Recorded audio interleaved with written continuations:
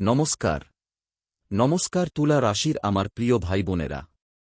আজ যখন আমি আগামীকালের পঞ্জিকা দেখি, তখন আমার মনে হচ্ছে যেন আকাশ থেকে কেউ একজন চিৎকার করে বলছে, সাবধান, কারণ আগামীকাল ২৯শে আগস্ট, শনিবার। আর এই দিনটা শুধু শনিবার নয়, এই দিনে জন্মাষ্টমীর আগের দিন, ভাদ্রপদ মাসের কৃষ্ণপক্ষের প্রতিপদ তিথি। আর এই তিথিতে গ্রহদের অবস্থান এতটাই বিচিত্র যে জ্যোতিষীরাও অবাক হয়ে যান।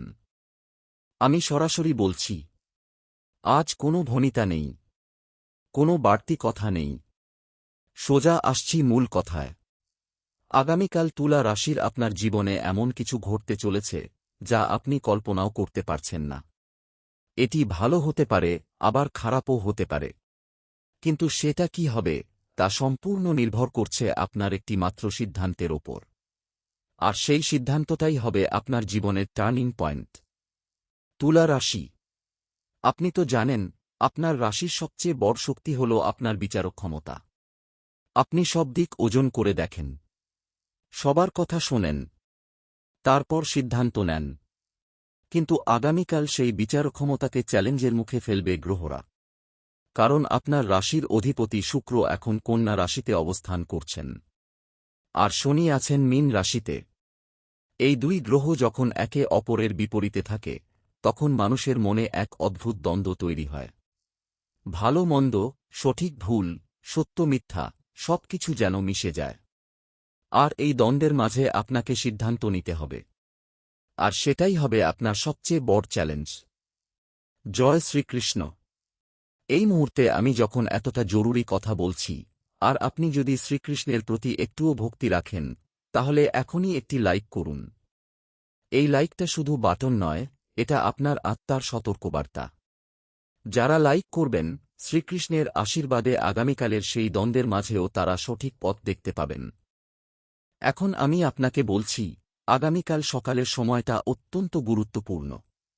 সূর্যোদয় হবে সকাল ৫টা ৫৮ মিনিটে। এরপর শুরু হবে গুলিককাল, যা চলবে সকাল ৭টা ৩৪ মিনিট পর্যন্ত। এই সময়ে কোনো গুরুত্বপূর্ণ কাজ শুরু করবেন না, কোনো নতুন উদ্যোগ নেবেন না, কোনো বড় সিদ্ধান্ত নেবেন না। কারণ গুলিককালে যা শুরু হয় তা কখনো ভালোভাবে শেষ হয় না। তারপর সকাল ৭টা ৩৪ মিনিট থেকে ৯টা ১০ মিনিট পর্যন্ত এটা শুভ যোগ। এই সময়টা তুলা রাশির জন্য অত্যন্ত গুরুত্বপূর্ণ। যদি আপনি কোনো গুরুত্বপূর্ণ কাজ শুরু করতে চান, বিশেষ করে সম্পর্ক বা কর্মজীবনের সঙ্গে জড়িত, তাহলে এই সময়টা বেছে নিন। কিন্তু তারপর আবার ৯টা ১০ মিনিট থেকে ১০টা ৪৬ মিনিট পর্যন্ত রাহুকাল। আর রাহুকালে কোনো সিদ্ধান্ত নেওয়া একদম নিষিদ্ধ। আমি বলছি, আগামীকাল সকালে আপনার কাছে কেউ একটি প্রস্তাব নিয়ে আসতে পারে।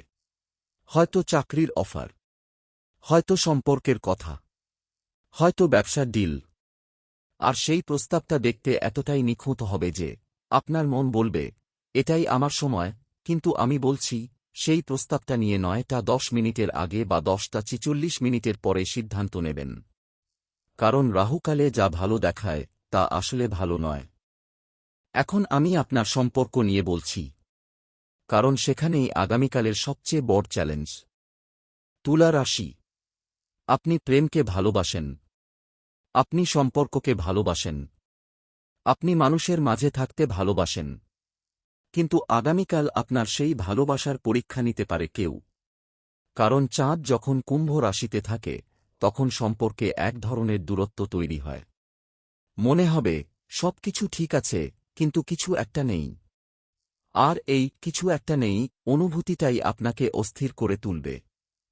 আপনার সঙ্গী হয়তো এমন কিছু চাইবে যা আপনি দিতে পারবেন না, অথবা আপনি এমন কিছু চাইবেন যা আপনার সঙ্গী দিতে পারবে না। আর এই না পাওয়ার অনুভূতি যখন চরমে পৌঁছবে, তখন আপনি হয়তো বলে ফেলবেন, আমি আর পারছি না। কিন্তু আমি বলছি, ধৈর্য ধরুন। কারণ রাত ৯টা ৩৭ মিনিটের পর চাঁদ যখন মীন রাশিতে প্রবেশ করবে, তখন আপনার সম্পর্কের সবকিছু বদলে যেতে পারে। সেই সময় আপনার সঙ্গী হয়তো আপনার কাছাকাছি আসতে চাইবে, হয়তো সে আপনাকে বুঝতে চাইবে।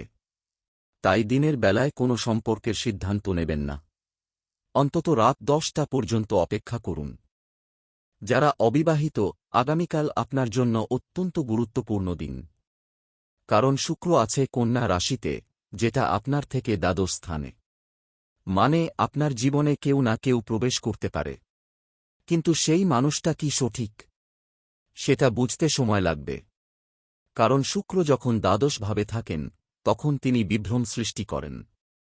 যা দেখছেন তা হয়তো বাস্তব নয়। তাই কাউকে পেলে তাড়াহুড়ো করবেন না। সময় দিন, সম্পর্ক যাচাই করুন। তাহলেই বুঝতে পারবেন সে আসল নাকি নকল। আমি এখানে একটু থামুন। পরশুদিনও আপনার রাশিতে একটা বড় পরিবর্তন আসছে, যা আজকের চেয়েও জরুরি। সেই সতর্কতা যদি সময়মতো না পান, বিপদ দ্বিগুণ হবে। এখনই চ্যানেলটি সাবস্ক্রাইব করুন। শ্রীকৃষ্ণ ও শনিদেবের কৃপায় আগামীকালের সেই বিভ্রান্তির মাঝেও আপনি সঠিক পথ দেখতে পাবেন। এখন আমি আপনার কর্মজীবন নিয়ে আসছি। আগামীকাল তুলা রাশির আপনার কর্মক্ষেত্রে এক অদ্ভুত পরিস্থিতি তৈরি হবে। কাজের চাপ কমবে, কিছু পুরনো সমস্যার সমাধান হবে। মনে হবে অবশেষে আমি স্বস্তি পাচ্ছি, কিন্তু এটাই ফাঁদ। কারণ যখন কাজের চাপ কমে, তখন মানুষ অলস হয়ে যায়। আর তুলা রাশি যদি অলস হয়, তাহলে সেটা তার সবচেয়ে বড় দুর্বলতা। তাই আগামীকাল অফিসে গিয়ে যতটা সম্ভব কাজ করুন, কিন্তু কোনো নতুন প্রকল্প শুরু করবেন না। কারণ বুধ যখন সিংহ রাশিতে থাকে, তখন তিনি নতুন শুরু করতে উৎসাহিত করেন, কিন্তু সেই শুরুটা যদি রাহুকালে হয়, তাহলে শেষটা ভালো হবে না। যারা ব্যবসায়ী, আপনাদের জন্য আলাদা সতর্কতা। আগামীকাল আপনার কোনো পুরনো পার্টনার বা ক্লায়েন্ট এমন কিছু অফার করতে পারে, যা দেখতে খুব লাভজনক। কিন্তু সেই অফারের পেছনে থাকতে পারে কোনো ফাঁদ। কারণ শনি আছে মীন রাশিতে, যেটা আপনার থেকে অষ্টম স্থানে। আর অষ্টম স্থান মানে হঠাৎ লাভ, কিন্তু হঠাৎ ক্ষতিও। তাই কোনো অফার নেওয়ার আগে ভালো করে যাচাই করুন। প্রয়োজনে আইনি পরামর্শ নিন। কারণ একটি ভুল সিদ্ধান্ত আপনার বছরের লাভ ডুবিয়ে দিতে পারে। এখন আমি আপনার স্বাস্থ্য নিয়ে বলছি। আগামীকাল তুলা রাশির আপনার শরীরের প্রতি বিশেষ খেয়াল রাখতে হবে। কারণ চাঁদ যখন কুম্ভ রাশিতে থাকে, তখন শরীরের সঞ্চালনতন্ত্র কিছুটা অস্থির হয়ে পড়ে।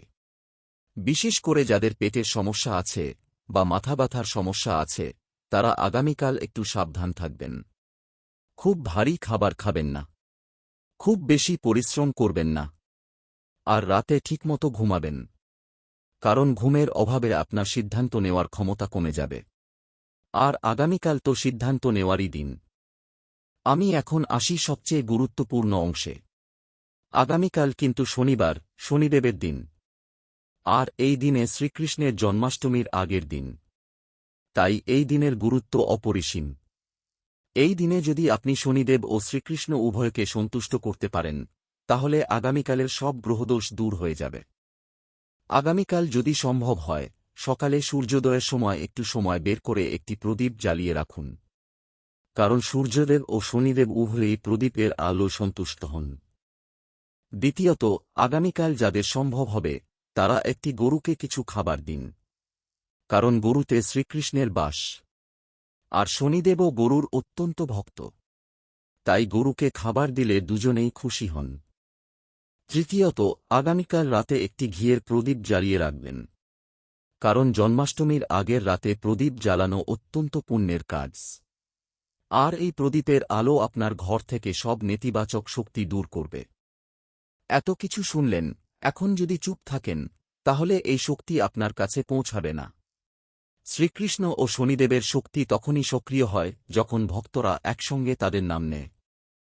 এখনই কমেন্টে লিখুন, জয় শ্রীকৃষ্ণ, জয় শনিদেব। যত বেশি মানুষ লিখবে, তত বেশি শক্তি জাগ্রত হবে, এবং শ্রীকৃষ্ণের আশীর্বাদে আগামীকালের বিভ্রান্তির মাঝেও আপনি সঠিক পথ দেখতে পাবেন। আর শনিদেবের কৃপায় আপনার সব বাধা দূর হবে। এখন আমি আপনাকে কিছু বিশেষ প্রতিকার দিচ্ছি। এই প্রতিকারগুলো আগামীকালের গ্রহযোগ থেকে আপনাকে বাঁচাবে। প্রথম প্রতিকার, আজ রাতে ঘুমোতে যাওয়ার আগে এক গ্লাস জলে 1 চিমটি হলুদ ও 1 চিমটি লবণ মিশিয়ে সেই জল আপনার ঘরের দক্ষিণ পশ্চিম কোণায় ঢেলে দিন। এরপর হাত জোট করে বলুন, ও নমঃ শিবায়। কারণ শনি দেব শিবের আরাধনা করেন। আর এই জল ঢালার মাধ্যমে আপনি শনিদেবকে সন্তুষ্ট করবেন। দ্বিতীয় প্রতিকার, আগামীকাল সকালে ঘুম থেকে উঠে প্রথমে একটি লাল রঙের কাপড়ে 7টি কালো তিল বেঁধে আপনার ডান হাতে, যদি পুরুষ হন, বা বাম হাতে, যদি নারী হন, পরিয়ে নিন। এটি শনিদেবের 7.5 থেকে রক্ষা করবে। তৃতীয় প্রতিকার, আগামীকাল দিনের বেলায়, বিশেষ করে দুপুর 12টার আগে, যদি সম্ভব হয় একটি গাভীকে কিছু খাবার দিন। গাভী শ্রীকৃষ্ণের প্রিয়, আর গাভীকে খাবার দিলে শ্রীকৃষ্ণ খুশি হন। আর তাঁর খুশি মানেই আপনার আগামীকালের সব ঝামেলা মিটে যাওয়া। চতুর্থ প্রতিকার, আগামীকাল রাতে একটি ঘিয়ের প্রদীপ জ্বালিয়ে তাতে 5টি তুলোর বাতি দিন। প্রতিটি বাতি জ্বালানোর সময় একটি করে কৃষ্ণ মন্ত্র বলুন, ও ক্লিং কৃষ্ণায় নমঃ। এই 5টি বাতি আপনার ঘরের 5টি কোণায় রাখুন। এটি আপনার ঘরকে নেতিবাচক শক্তি থেকে সম্পূর্ণ মুক্ত করবে। এখন আমি আসি সবচেয়ে বড় প্রশ্নে, আগামীকালের সেই সিদ্ধান্তটা আসলে কি? আর কিভাবে বুঝবেন সেটা সঠিক নাকি ভুল? আমি বলছি, আগামীকাল যখন সেই সিদ্ধান্ত নেওয়ার মুহূর্ত আসবে, তখন আপনার মনে একটাই প্রশ্ন জাগবে, এটা কি আমার জন্য ভালো? কিন্তু এই প্রশ্নের উত্তরে আপনার মন বলতে পারে, হ্যাঁ ভালো, আপনার আবেগ বলতে পারে, হ্যাঁ ভালো, আপনার যুক্তি বলতে পারে, না, খারাপ, আর তখনই বিভ্রান্তি তৈরি হবে। তাই আমি আপনাকে একটি সহজ উপায় বলছি। সিদ্ধান্ত নেওয়ার আগে নিজেকে জিজ্ঞেস করবেন, আমি যদি এই সিদ্ধান্তটা নিই, তাহলে আমার সবচেয়ে প্রিয় মানুষটি কি ভাববেন? অথবা, আমি যদি এই সিদ্ধান্তটা নিই, তাহলে 6 মাস পর দাঁড়িয়ে আমি কি ভাবব? যদি এই 2 প্রশ্নের উত্তর শান্তিতে আসে, তবে সিদ্ধান্তটা নিন। কিন্তু যদি কোনো উত্তরে শঙ্কা আসে, তাহলে সিদ্ধান্তটা পিছিয়ে দিন। কারণ আগামীকাল রাত 9:37 পর চাঁদ যখন মীন রাশিতে প্রবেশ করবে, তখন আপনার চিন্তাশক্তি বদলে যাবে। অনেক কিছু নতুন করে দেখতে পাবেন। তাই সেই সময় পর্যন্ত অপেক্ষা করুন। আমি আবারও বলছি, আগামীকাল কোনো তাড়াহুড়ো নয়। সময় নিন, শ্বাস নিন, মনকে শান্ত করুন। তাহলেই সঠিক পথ নিজেই আপনার সামনে খুলে যাবে। আমি এখন আপনার জন্য একটি বিশেষ মন্ত্র দিচ্ছি। এই মন্ত্র শুধু আগামীকালের জন্য নয়, এই মন্ত্র আপনার আগামী 7 দিনের সুরক্ষা কবচ। মন্ত্রটি হল, ও নমো ভগবতে বাসুদেবায়। এই মন্ত্র আগামীকাল সকালে ওঠার পর 21 বার জপ করবেন। তারপর দুপুরে আরও 21 বার। আর রাতে ঘুমানোর আগে 21 বার। মোট 23 বার। কিন্তু এই মন্ত্র জপের সময় মনে রাখবেন, আপনার মন যেন সম্পূর্ণ একাগ্র থাকে। কারণ কৃষ্ণ মন্ত্র শুধু মুখে বললেই হয় না, মনেও বলতে হয়। আমি এখন শেষ কথাটা বলছি। আগামীকাল আপনার জীবনে যা-ই ঘটুক না কেন, আপনি কিন্তু নিজেকে হারাবেন না। কারণ তুলা রাশির প্রতীক হল দাঁড়িপাল্লা। আর সেই দাঁড়িপাল্লার মাঝখানে আছে শক্তি। আপনি যদি ভারসাম্য রাখতে পারেন, তাহলে পৃথিবীর কোনো শক্তিই আপনাকে নাড়াতে পারবে না। তাই আগামীকাল যতই ঝড় আসুক, আপনি সেই ঝড়ের মাঝেও শান্ত থাকবেন। আপনি সেই আঘাতের মাঝেও স্থির থাকবেন। কারণ আপনি জানেন, এই ঝড়টা চিরদিনের নয়। এই রাতটা চিরদিনের নয়। সকাল আবার হবে। আর সেই সকালে শ্রীকৃষ্ণ ও শনিদেবের আলো আপনার জীবন ভরিয়ে দেবে। এবার আমি আপনার জন্য একটি বিশেষ রক্ষা মন্ত্র দিচ্ছি। এই মন্ত্র আগামীকালের তুলা রাশির জন্য সুরক্ষা কবচ। মন্ত্রটি হল, ও শরণম মম শ্রীকৃষ্ণ চরণম। এই মন্ত্র আগামীকাল সন্ধ্যা 6টা থেকে 9টার মধ্যে 108 বার জপ করুন। যদি 108 বার জপ করা না হয়, তাহলে অন্তত 51 বার জপ করুন। কিন্তু জপের সময় আপনার পাশে একটি ঘিয়ের প্রদীপ জ্বালিয়ে রাখবেন। কারণ সেই প্রদীপের আলো আপনার মন্ত্রের শক্তি দ্বিগুণ করে দেবে। এই মন্ত্রের শক্তি তখনই পূর্ণ হবে যখন আপনি কমেন্টে লিখবেন, ও শরণম মম শ্রীকৃষ্ণ চরণম। জপ না করলে, কমেন্টে না লিখলে, আগামীকালের সেই গ্রহদোষ থেকে নিজেকে রক্ষা করা কঠিন হবে। কিন্তু পূর্ণ বিশ্বাসে জপ করলে স্বয়ং শ্রীকৃষ্ণ ও শনিদেব আপনার রক্ষাকর্তা হবেন।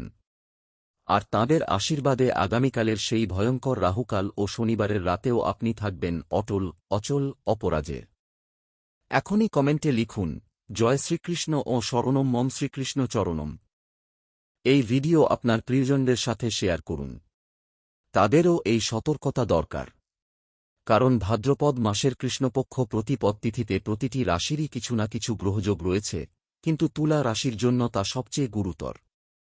আর আপনার প্রিয়জন যদি আগামীকাল কিছু ভুল করে বসে, তাহলে কিন্তু তার দায়িত্ব আপনারও থাকবে। তাই তাদের বলুন, আমার কথা শুনতে। কারণ এই কথাগুলো শুধু আপনার জন্য নয়, সবার জন্য। আমি জানি আমি অনেক কথা বলেছি।